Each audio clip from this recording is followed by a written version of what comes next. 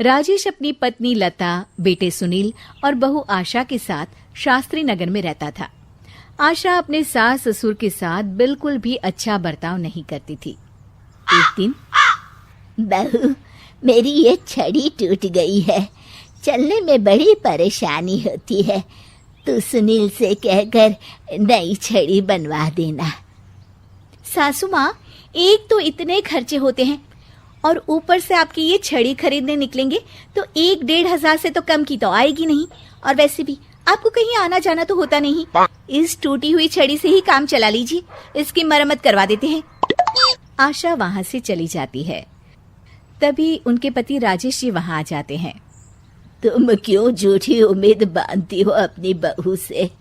लता, इतने सालों में इसने कभी भी हमारा सम्मान नहीं किया, आज क्या करेगी? तभी वहाँ उनका पोता रोहित आ जाता है।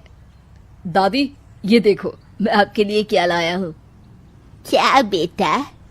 आपकी पुरानी छड़ी टूट गई थी ना, तो ये मैं अपनी कमाई से आपके लिए छड़ी लेकर आया हूँ। अब आप ये पुरानी छड़ी छोड़िए और ये वाली छड़ी हाथ में पकड़िए और ठाठ से चलिए। राजेश जी और लता जी एक दूसरे को देखकर मुस्कुराते हैं कि कम से कम उनका पोता तो उनका सम्मान करता है। एक दिन सुनील अपने पिता के पास आता है और कहता है, पिताजी, आपने हमारा पुराना वाला घर अभी तक क्यों रखा है? मैंने कितनी बार कहा है कि हमें वो घर बेच देना चाहिए, अच्छे दाम मिल जाएंगे। मैं भी तो कितनी बार कह चुका हूँ कि वो घर मेरे जीते जी नहीं बिक सकता। वो हमारा पुश्तैनी घर है।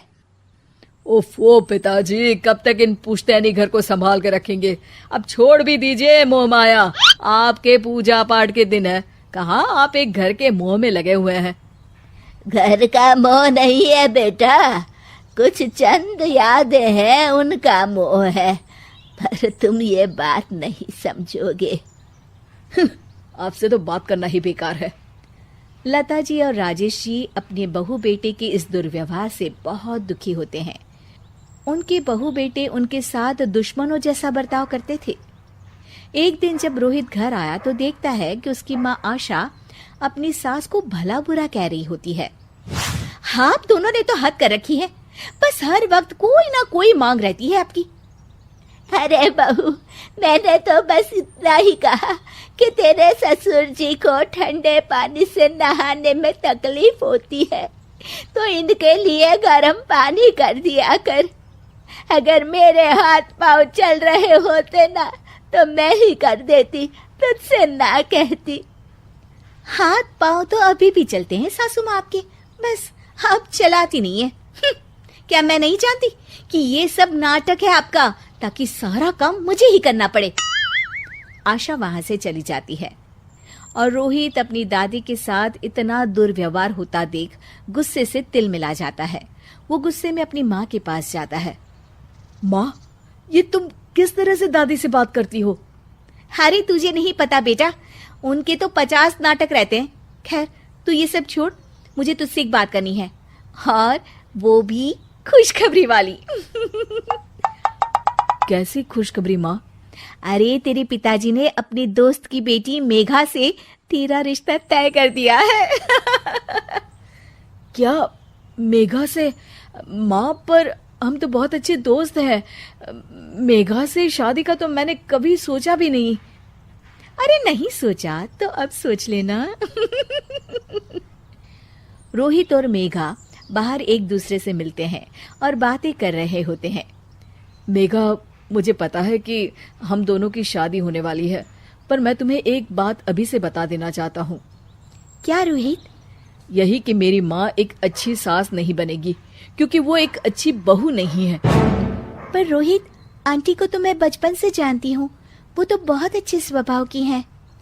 वो स्वभाव पता नहीं मेरे दादा दादी जी के लिए क्यों नहीं दिखता। उन्हें तो वो हर वक्त बुरा भला ही कहती रहती है। मैं चाहता हूँ कि उन्हें ये पता चले कि वो ये बहुत गलत कर रही है। मैंने कुछ सोचा है जिससे माँ सही रास्ते पर आ सकती है। मेघा, क्या तुम इसमें मेरा साथ दोगी? तुम जैसा कहोगी मैं वैसा ही करूंगी रोहित, मैं तुम्हारे साथ हूँ। मेघा और रोहित दोनों की शादी हो जाती है और मेघा अब आशा की बहू बनकर उनके घर आती है। बहू, ये देख, मैंने तेरे लिए ये हार बनवाया है। ये भी कोई हार है? मैं तो सोच रही थी कि आप मुझे डायमंड नेकलेस देंगी, पर ये क्या सस्ता सा हार पकड़ा दिया आपने मुझे। आशा को ये सुनकर गुस्सा आ जाता है। वो मेघा पर बरस पड़ती है। बहू, मैं तुम्हारी सास हूँ, मुझसे तमीज से बात किया करो, समझी? वरना अच्छा नहीं होगा। मम्मी जी, मैं भी आपकी बहू हूँ, आप भी मुझे ये धमकी मत दीजिए। मेरे पिताजी वकील हैं, अगर आपने मुझ पर कोई भी अत्याचार किया ना, बस एक ही बारी में अंदर करवा दूंगी। हाँ। मेघा रोहित की तरफ देखकर मुस्कुराती है। लता जी और रमेश जी देखते रह जाते हैं। मेघा कैसे अपनी सास को उन्हीं की भाषा में उनकी गलती का एहसास दिलाती है। जानने के लिए देखिए जैसे को तैसा पार्ट 2।